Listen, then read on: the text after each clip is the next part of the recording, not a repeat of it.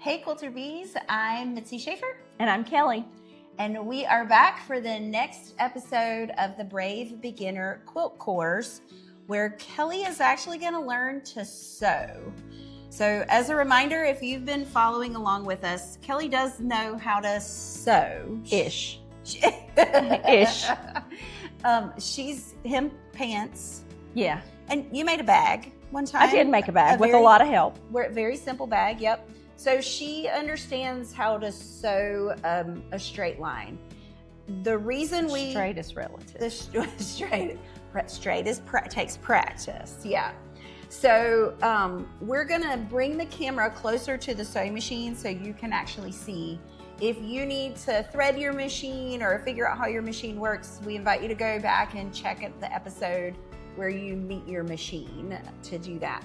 We're gonna focus this time on how to start sewing your strips together, how to end sewing them together, how to press them, how to make sure you have that beautiful 1/4 inch seam allowance, and what stitch length you need to be on. So those are all the pieces that we're gonna cover today. Do you have questions about anything before we get started, or you just wanna get into it? I don't think I have any questions. Maybe as we go along. Oh yeah, always ask. Yeah. Okay, so let's get closer to the machine. Okay, so now we're at the sewing machine. Kelly, tell us what you have here in front of you. So I have 2 light colors that we need to sew together. Okay. These are solids, so it doesn't matter. There's not a front and a back, correct? That's a great question. So a pattern will say right sides together, RST. It'll use that abbreviation. If you're using a fabric like a blender that does have, I actually have one right here behind me. I can show you. So this fabric has a right side and a wrong side. Let me get that. So here's the wrong side and here's the right side. So if you were sewing this to something, if you were sewing this to this pink one, for example, and this were the edge of the strip right here, you would need to make sure that your pink side is lined up to the right side. So that would be one fabric that has a right side, and then sewing your solid to it like that. What happens is you sew this, and when you open it up, this is the front of the fabric, the front of the... And the seam's on the inside. And the seam is hidden on the inside, yes. Okay. So that's a great observation, Kathy. So because you have 2 solids, what you want to do is line up your top. So I would make sure your selvage for this pattern, that your selvages are both on the same side. Okay. Okay. And then you're going to line up the top here so you don't waste any fabric. And you have a couple choices, and you tell me which one you want to do. So you can pin them, right? You can take a pin and pin right here. You can use clips, and you can clip ever so often, because what you don't want to have happen is they separate like this. You also don't want one of them to get bunched up. Right. I'm exaggerating that, but even a little bit of a bunch can create a crease in the block. Okay. So, or you can, I'll tell you, you don't have to pin or clip. You can just go slow and just keep your finger and check it the whole time. I don't recommend that for beginners. Okay. So would you like pins or clips? Clips have been easier to use.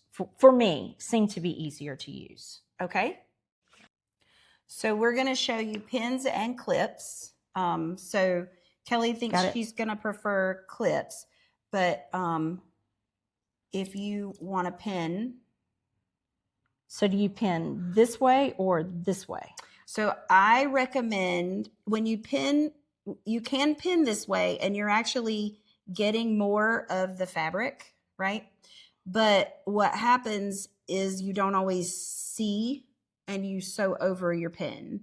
And some people are okay sewing over pins and some people aren't.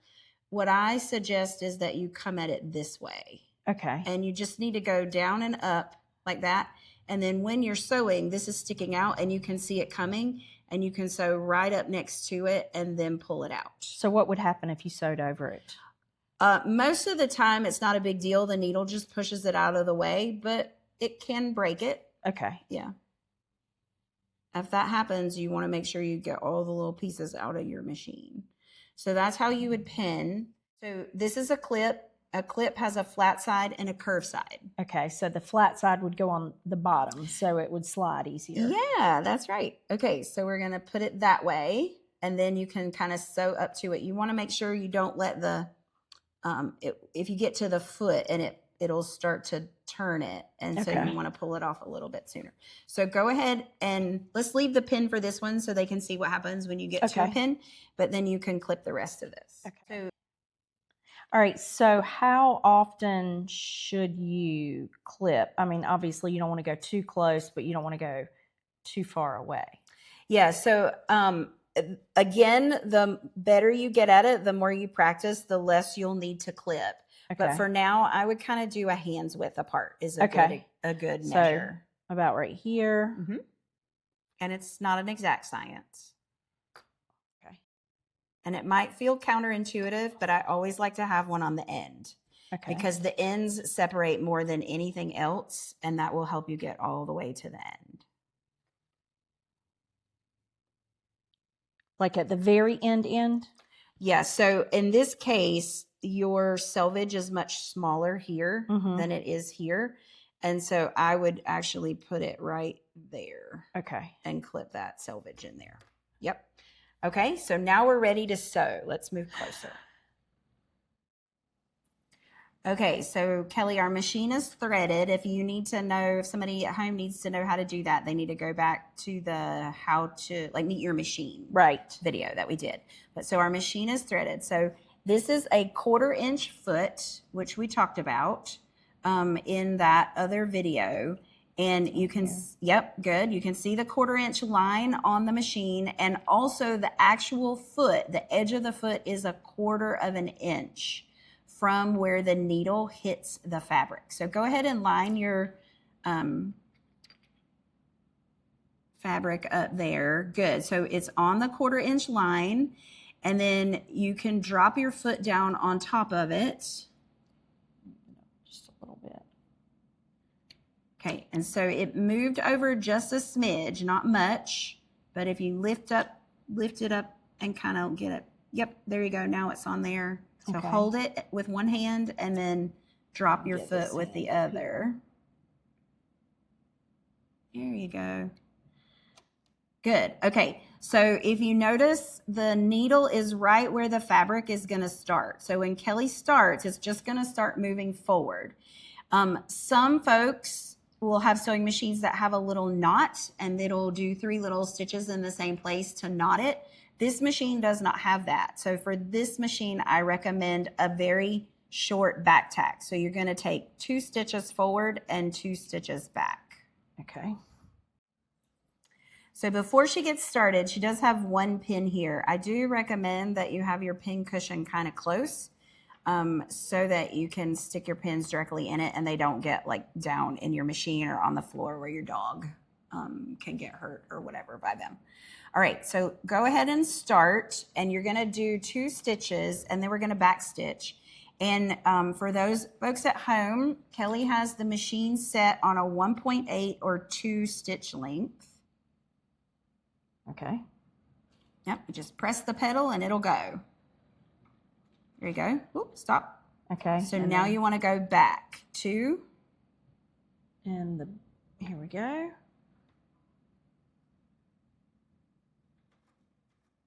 Good. Okay. Yep. It's okay if you go a little bit more. And what that's going to do is just keep it from unraveling. All right. So now you're just going to go the speed you need. And I'm not saying slow and I'm not saying fast. I'm saying the speed you need to stay level and keep that fabric on the 1/4 inch line. So you want it to ride right along the side. So you're kind of watching where that 1/4 inch is, and you're Okay. kind of watching the side of the foot. Okay, I'll be going Miranda Priestley glacial speed. That's good. I love it.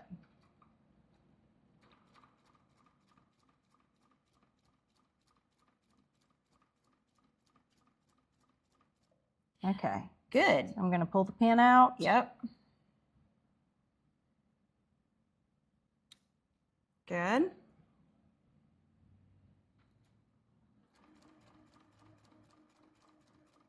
Okay, let's stop for just a second. Where are you looking? I'm looking at the line. You're looking at the 1/4. line. Good. Okay. Is that right? You're not looking at the needle. No, I'm looking to make sure that it's on the line. Yeah, perfect. Okay, that's what you want to do. You want to kind of move your eye between this 1/4 and the foot to make sure that you're staying lined up there.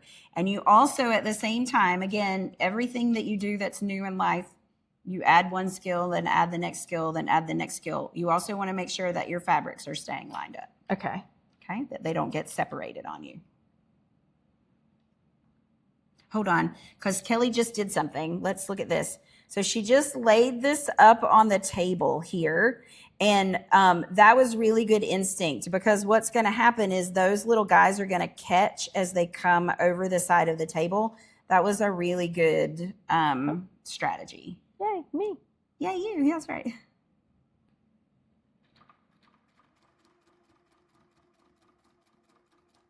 So now she's coming up on a clip. We're just going to pull the clip off, and I usually just slide them to the side until I'm done. I tend to use the same clips over and over and over. So I'm going to let Kelly finish this. You're hiding your 1/4 inch. You see it? I see. Okay. So you just want to ease back over. Don't over exaggerate it. It's like if you're in a curve driving, right? Like, don't over exaggerate it. Just start guiding it back the other direction. Good. And a lot of times when you hit a clip, you'll end up moving in a different direction because your finger is not as close to the fabric.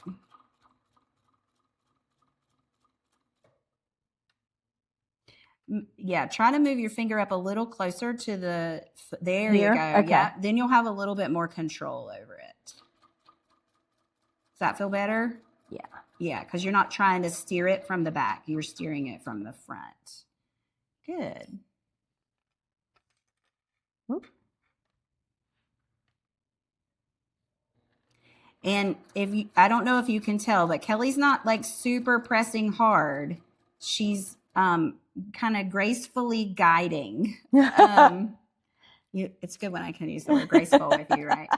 And that's not a word I get to hear a lot. She does have her finger at the back. Like, pause for just a second.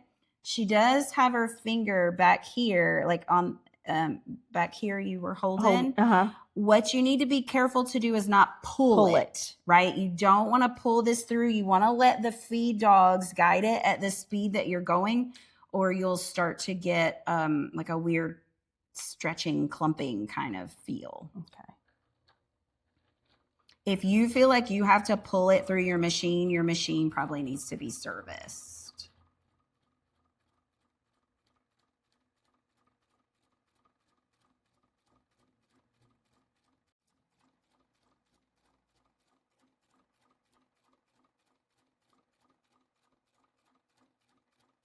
Okay, now we're coming up on the end, and it's going to be the trickiest part about the end is having something to hold on to send it through the machine. Okay, so so do I go ahead and unclip it now, or do I wait till it gets closer? I would actually get a little closer, and then some people like to use a stiletto or a pointy stick to help them guide it through. And do I just slow down? You did it perfect. And then I would do a back stitch here. Yeah, just a couple. Sorry, my hand is in Kelly's way to reach that when I'm filming. There we go. Good job. Okay. Okay. Now you're going to cut your thread. That is over here under my arm. Wait. Oh, Nope. nope. The scissor one. Oh. There you go. Okay. Okay. And then pull it out and let's show them the seam. Let's put the seam here on the camera. So you can look at that beautiful straight stitch, no wavy lines. It's 1/4 of an inch all the way through. She did a great job. Okay, so now we're gonna head to the pressing table and show you how to press to the side and press open. So while we're waiting on the iron to get warm, one of the ways you can tell how you're doing is that the edges of your sides are actually in line together. Like one is not sticking way out. And you can see Kelly's done that all the way across. This is a really good seam, Kelly. Yay. Okay, so now the first thing you're going to do, Kelly, is set your stitches. Yeah, so you're just going to press it so that it gets warm, and it's going to kind of cozy up the threads into the fabric. So go ahead and do that. And notice that she's pressing. She's not ironing. She's not pushing it. Okay. Now, as soon as you do that, you want to finger press. So we're going to pull this back and run your finger inside here while it's still warm and finger press it open. So we're going to press, this is an open seam? This one is going to be an open seam. We'll do another one to show them how to press it to the side. Okay, so we're going to finger press that open, and then we're going to put the iron in there, hold it for a second, lift it up, move it down, hold it for a second. Okay, so you finish that.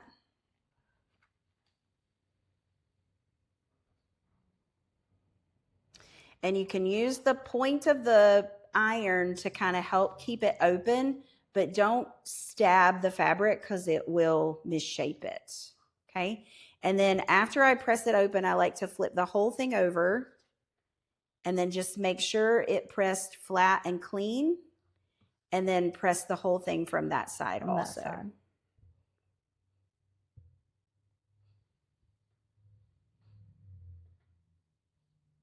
Perfect. So now we're going to get Kelly to sew one more together, and we're going to show you how to press it to the side. Okay? Okay, so Kelly has finished her next one, and this one we're going to show you how to press it to the side. So we want to set it first? Yep, set it first. Good.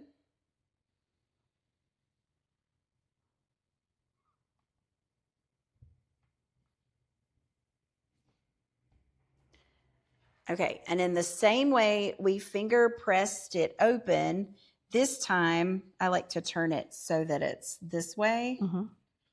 You're going to finger press this top back. So pressing to the dark side means you put the darkest fabric over where the seam lands, because the seam is going to be there. So you want to press that open and back. Good, all the way to the end. And then you're going to press,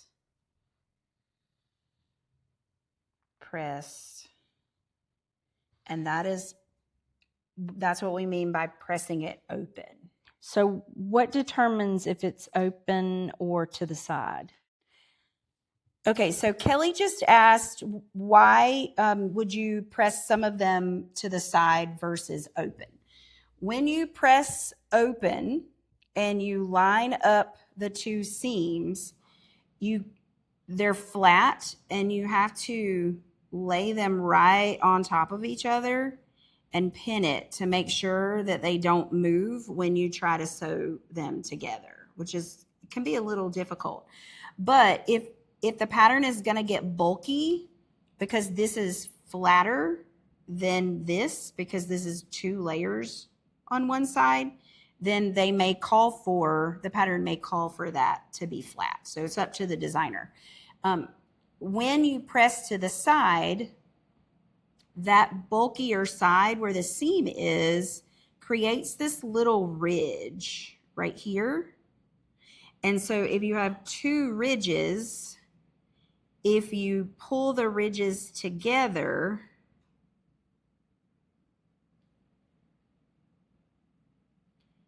where it's called nesting, where they nest together, then you know they're going to be lined up because you can feel them nest together. And then there's still two layers. There's two layers of fabric here, and there's two layers of fabric here. Okay. So this pattern says either, because some people like to press open and some people like to press to the side. And for this pattern, it really doesn't matter because you don't know where your seams are going to land. Okay. Because it's controlled improv. So I would say for you, Kelly, go ahead and finish your strips and press them all to the side. Okay, so we've just talked through how to match up your pieces, how to sew them together, and how to press them either open or to the side. And Kelly just asked, you want to ask your question? Well, I just want, if I'm going through and pulling, is there a possibility that as I'm pulling that I may end up with these two green at the end or something like that? Yes. So when I get down to like maybe the last 6 matches, I actually, if I'm randomly pulling, which is what you're doing, yay for bravery. When I get down to like the last 6 matches, I will go ahead and match them all and then sew them. So that you don't end up with don't end up with the same thing. Yep. So that's it for today's lesson. When we come back, we're going to show you how to cut your strips that you've sewn together into 4.5-inch squares so that the seam lands right in the middle. And then the next step after that will be laying out the quilt. Yeah. Okay. See you next time. Bye.